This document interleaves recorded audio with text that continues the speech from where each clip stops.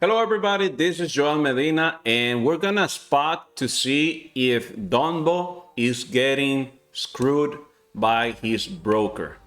We're gonna spot some things that happen with a lot of brokers. I will show you the evidence and you will make the decision to see if he is getting maybe a little bit screwed.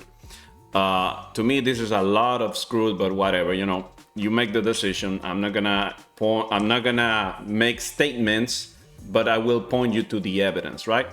This video could be subtitled as how to spot if potentially the broker is messing with you or if the broker is dealing you.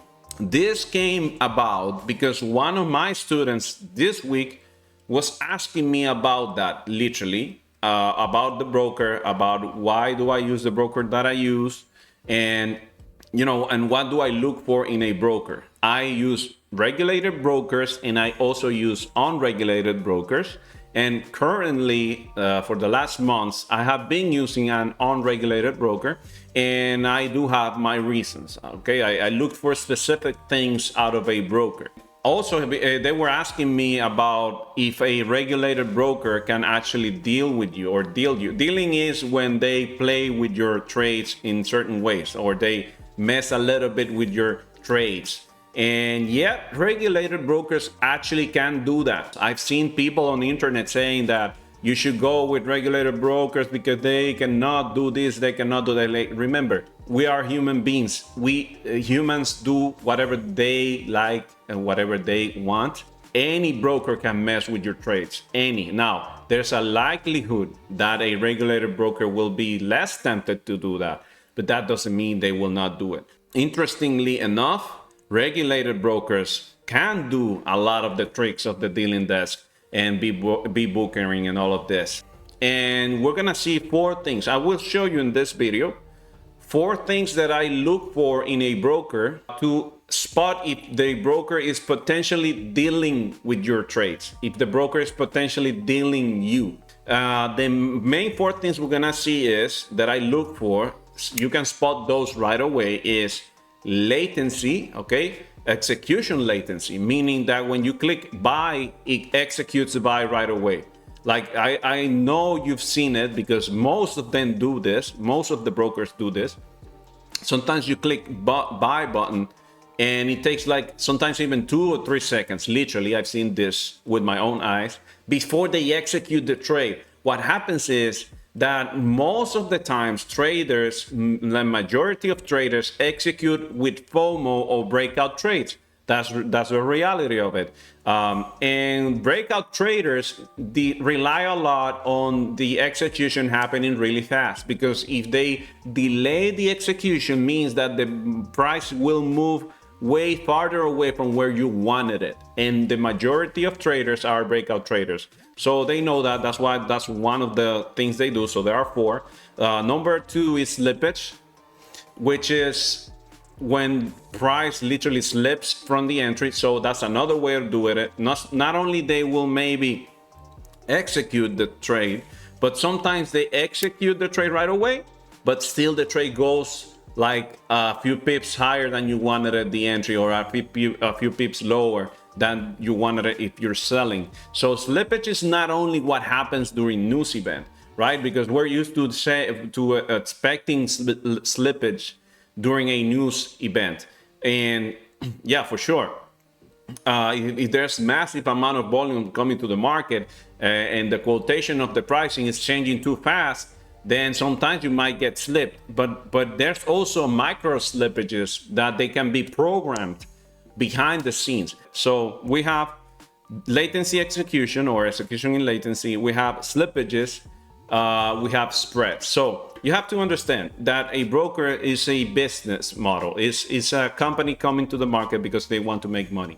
So the way they're supposed to make money, if they're a booking and they're only passing the trades directly to the interbank, broker is supposed to be the intermediary between you and the big banks, because you supposedly don't have enough capital. So what they're doing is the easiest version of this is they're literally being the guy in the middle to allow you to trade with big guys with a small amount of money.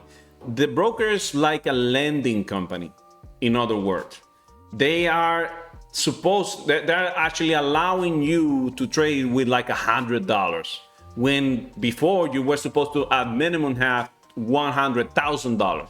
So you already know that one lot of volume is supposed to be, if the pair is USD, is supposed to be $100,000 that you're putting into the market, so that you can make the difference of the pip, which is the price movement in the quotations, so that when you sell higher, you make some money if you bought lower.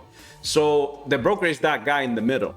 But his business model is supposed to rely on making sure that they can charge you some commissions or spreads or both. Okay, so you have spreads, and we're gonna see the fourth topic, which is, or the fourth thing that I look for, which is false triggers. Those four things. There are many more things that you could look for to spot if a broker is messing with you, potentially. More than those four things, but those are the four more common things. Like latency, execution latency, slippage, spread, and the false triggers. We're gonna see all of that, because the interesting part is that when I got asked this from one of my students, Frank, if you're watching, shout out, that was the student, and he was asking me about it, and he was making really nice, interesting questions. I was answering based on what I know, and I was showing, and right to my head right away came Donbo. So Donbo, the reason why I will use Donbo is because he's a profitable trader. He's a good trader, and I've spoken with him friendly on Instagram. He's a good guy too. But he's profitable. Now, the funny part, or the interesting part, is that his strategy, regardless of what you think about him, because I already know what you might say if you come from the swing trading world or whatever you think about him, he's profitable. I have explained this formula about profitability, because he uses negative RR, which, yes, he uses negative RR, meaning below 1. It's not even negative, it's just below 1 R. It's not negative, but he has a big win rate, so it compensates. The profitability formula is win rate plus the RR. So if there's a balance where you break even or you go profitable, and the lower your RR, the higher your win rate has to be. So he's got a higher win rate to compensate for the lack of RR. So my point is, he's profitable and he's a good trader. That's my opinion, at least. So I will use him because he's a public trader. He's known by many people, and he's got the public videos here. That day, this is literally what I did that day when I was explaining to them, like, what looks to me potentially like they're messing with me. But I will show you evidence. You make up your own decisions, but also you will understand why that's not good for you as a trader. So right away, I went to the live streams, because I do remember watching one of his live streams just a few months ago. Funny enough, those are the first ones that show up here. So I opened randomly the first one. I think this day he didn't trade. I opened the next two ones. The next two ones right away, you can see what I'm talking about. So this is not bashing his broker, okay? I'm just literally showing you potential signs of dealing that are not beneficial to you. So I will go ahead with this one, the third one, and then the second one, because they show different things that I want to show you. This day, I think he didn't trade. That's why I'm not opening this one. But I think you open any of them, and you're going to find the things that I'm telling you. He's got a sell stop, so let's go ahead.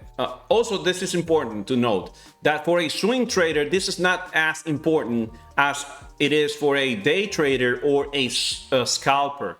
Just so happened that Donbo is one of his style of trading is one of the worst affected by this type of things that could happen to you, because he goes only for like 10 pips and stuff like that. And when you go for such a low amount of pips, every pip matters. So the more you go for scalping, the higher it impacts you, the higher the impact of this type of things that could happen that the broker could be doing to you. If you notice, let's go ahead and show this day. He placed a sell stop here. Remember, you can look for it yourself on YouTube. And he placed a sell stop. So now look right away at where the execution is. Remember, the execution should happen exactly at this price point. You have the spread is the difference between the bid and the ask. Those are those two lines that you see here, right? You're gonna have the bid and the ask. Okay, so ask will be the one at the red. In this case, it's gonna be the red one, and the bid is gonna be the one below. So that's the spread. That's how the broker is supposed to be making some money out of you.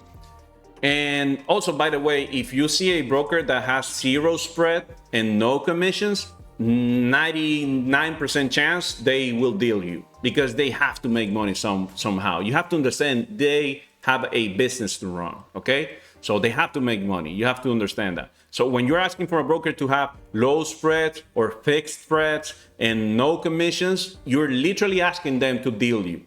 That's how it is. That's the real world. Okay, so look at this. Let's hit.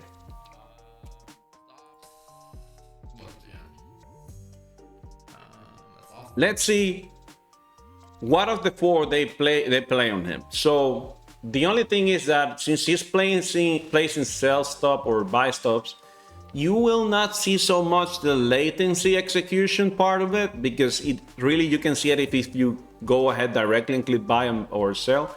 But you at least will be able to see the slippage part of it, or all of this. So let me see. I think he got executed around here. Keep in mind this amount. He's supposed to get triggered at 1978.44. Let me give you a quick example, a quick thing of what it's about to happen. In case you don't know the formula, if you want to calculate how much he is risking, it's really easy. You get the lot size, which is 20. You multiply that by 10. 10 is the standard of how much does a pip cost. So a pip is supposed to cost you $10 per every pip that it moves. That's just the average of the industry, right? Every broker will have a slightly different pricing, but it is around $10. So you multiply 20 times 10, and that amount, 200, is the value per pip. So when you go 1 pip below, 1 pip above, or if you close in 1 pip in profit, you should earn $200 per every pip that you move. Okay, so that's important to note for what is about to happen here, because if you look at his spread here, spread is below supposedly 1 pip. It's literally at 0.9 pip. It's like below 1 pip, right? Okay, keep that in mind. So every time you use 20 lots, you're risking $200 per pip. By the way, props to Dumbo. He's profitable even with all this bullshit that I don't like. Yeah, he got activated here. Okay. Let me repeat. I know that even though you see that he was gonna close like right around here, that the RR, this definitely does not look good, but he is profitable because he wins most of the trades. So just don't be an ignorant, you know, being part of the cheaps that say because he uses R below 1 that he's a bad trader. Yeah, that's just dumb. You're just saying that you don't know about the profitability formula. By the way, I trade way above 1R and 1R minimum. So there's definitely ways of trading in the market and you still be profitable. Break-even point is roughly 19. Okay, look at the execution. Let's go at this. Remember, he executed, or he was supposed to execute at 1978.44, right? 1978.44. Where do you see that he got executed? Look at this thing. This is just amazing. He got slipped by 5 freaking pips. So right out the gate, this is why this is not good for you if you're a scalper. So really, like this I would avoid this type of things because this is not good. If you remember, the most he should have been slipped, the most, and I'm talking like at the really at the most should have been by one pip. Remember, it was like literally 1 pip. Right now it's still 1.2. So the most he should have been slipped should have been like around $200. That's about it. He got slipped $1,000. That's not a small amount of money. It's just that we see it like this really fast. We don't maybe pay too much attention. We don't care too much. I don't know. But this is not a small amount of money. It's $1,000. Like, think about it. What you can do right now with a $1,000. A lot of things. That's literally what they just did here.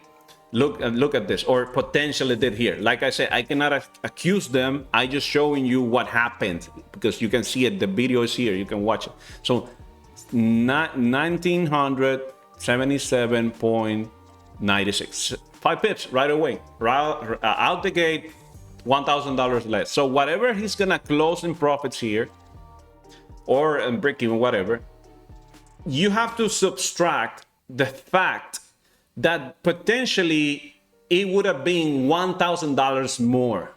You see how this is not going in your favor? Like, why isn't, you ask yourself, why isn't it higher instead of lower?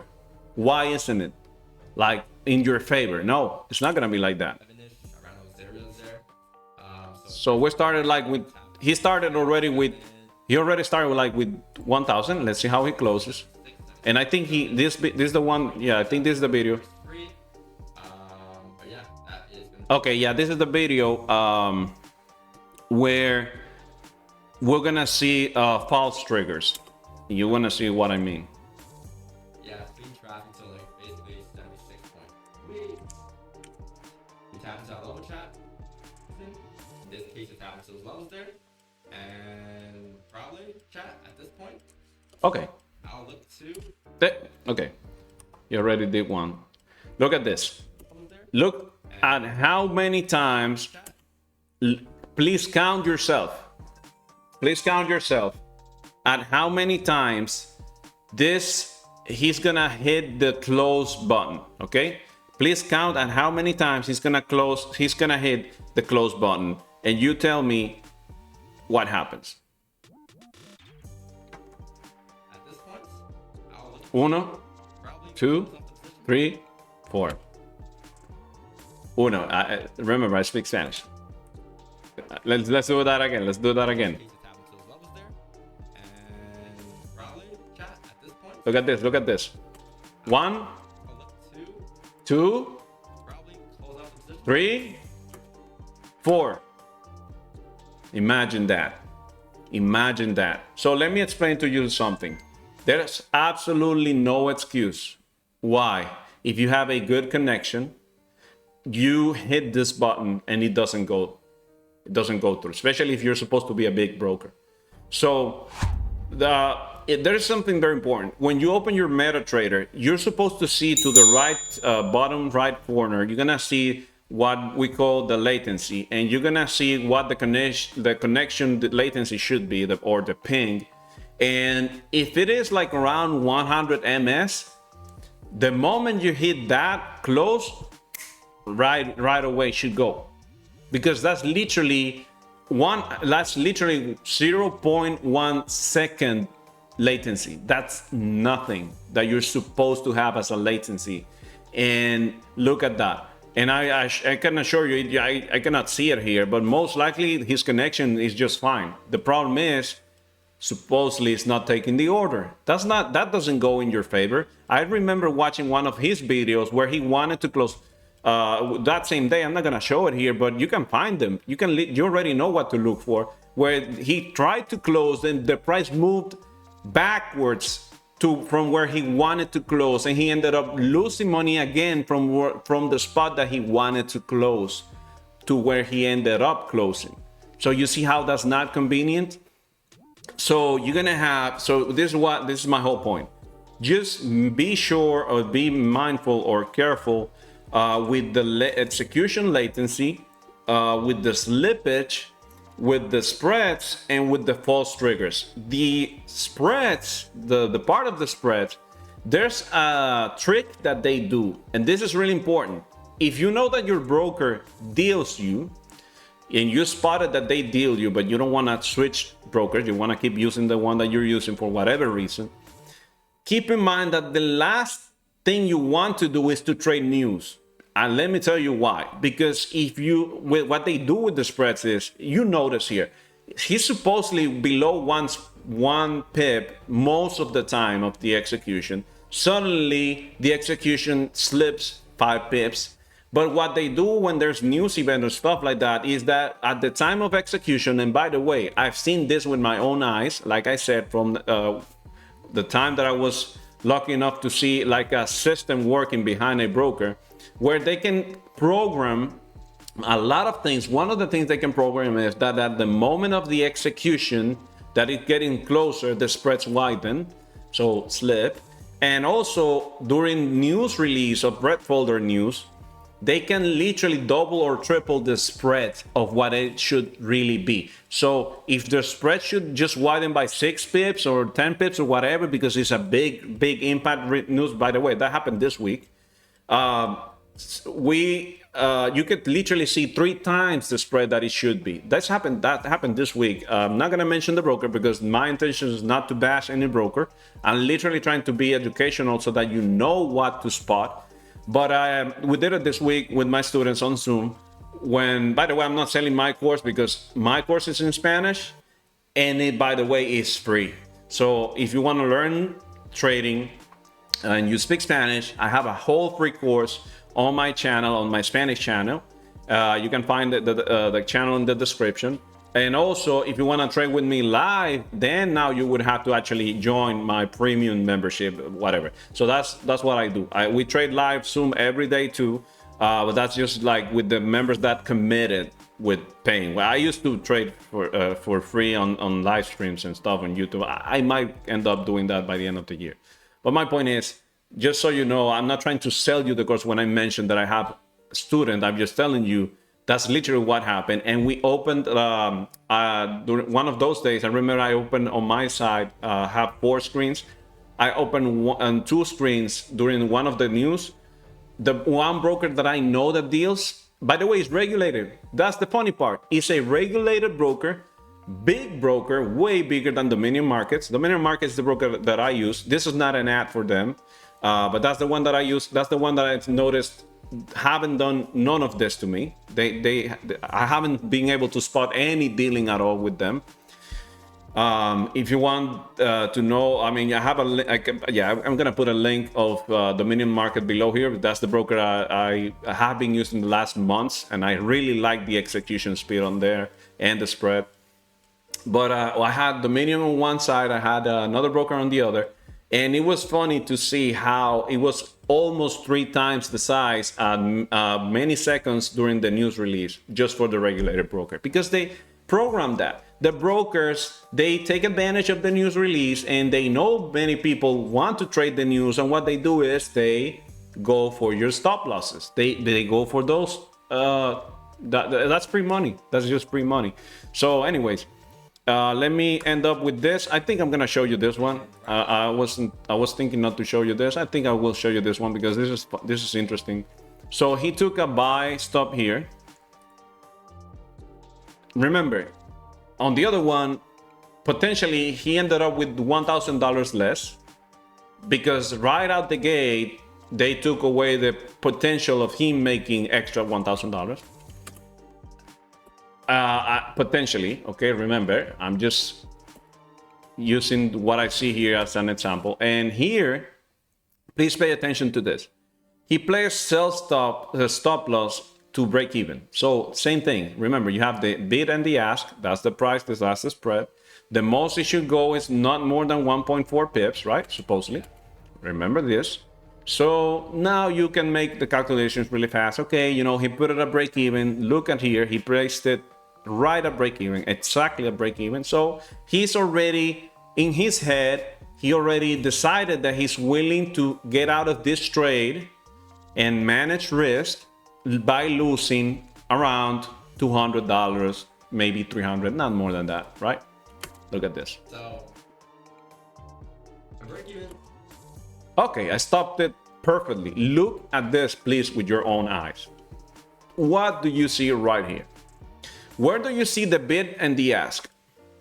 Remember, the ask price is this one at the top. The bid is this one below.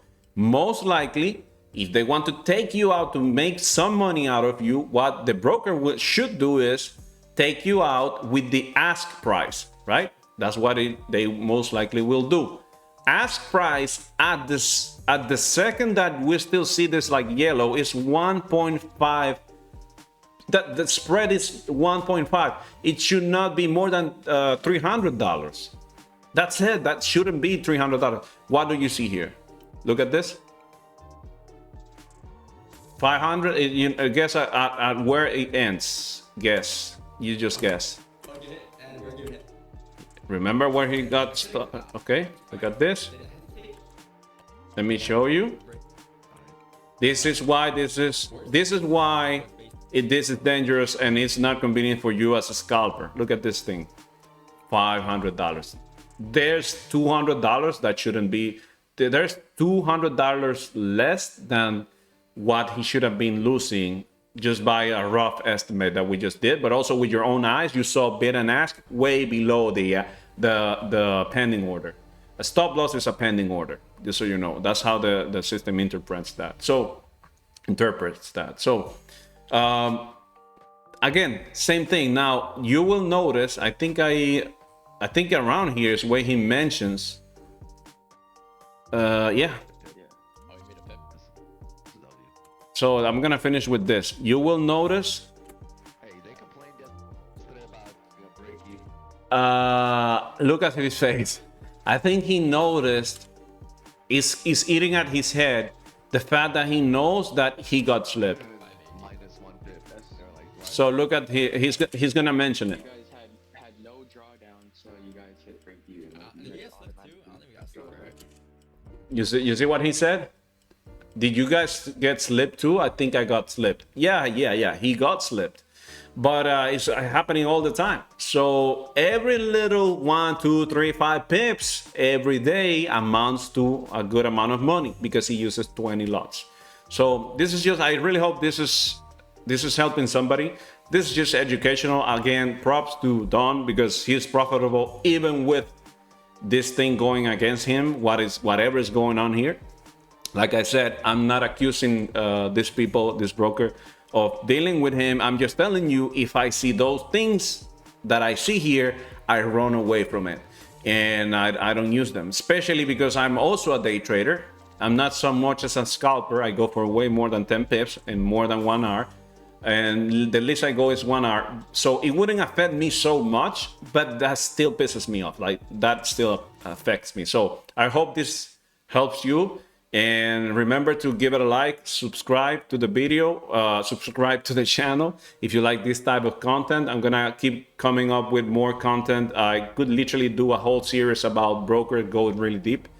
In the future, I think I'm gonna keep working on it. This came out with the students, and I thought it might be helpful for people that are looking for a good broker. So you tell me in the comments, please, which broker you use. I really want to know which broker you use and if you have seen any of this behavior happening in your broker and what do you think about what you just saw here. This was Joel Medina and I'll see you in the next video.